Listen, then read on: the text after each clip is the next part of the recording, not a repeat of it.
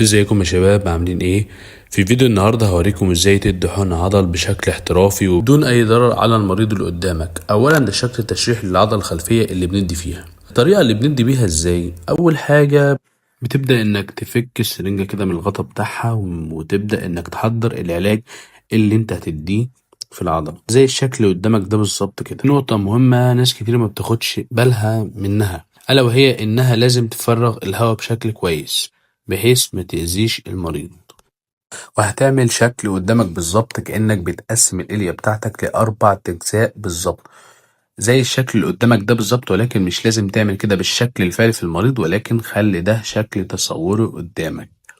وهتبدأ إنك تحدد الجزء الخارجي العلوي علشان تدي فيه وتكنسل التلات أجزاء الباقيين، لأن خطر إنك تدي فيهم وممكن لا قدر الله إنك تصيب المريض ده بشلل أو تأذي المريض بأي شكل من الأشكال. فابعد على التلات أجزاء دول وخليك في الجزء الخارجي العلوي.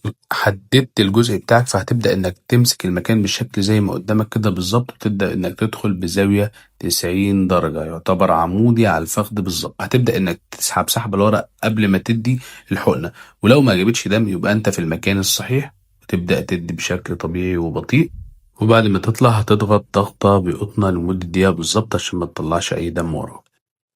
وده شكل تاني قدامك لمريض نايم قدامك وبالظبط بياخد نفس الحقن العضل في الجزء الخارجي العلوي برضه زي ما محدد قدامك في الفيديو كده بالظبط. هتبدأ إنك تعقم مكان الدخول زي ما الشخص بيعمل في الفيديو كده بالظبط بشكل دائري. وبعد ما تتم التعقيم هتبدأ إنك تخش بسن السرنجة بزاوية 90 درجة زي ما قدامك كده في الفيديو بالظبط. وأول ما تخلص وتدي الحقنة بتاعتك هتخرج وهتضغط لمدة دقيقة برضو زي ما قلنا في الفيديو اللي قبل ده.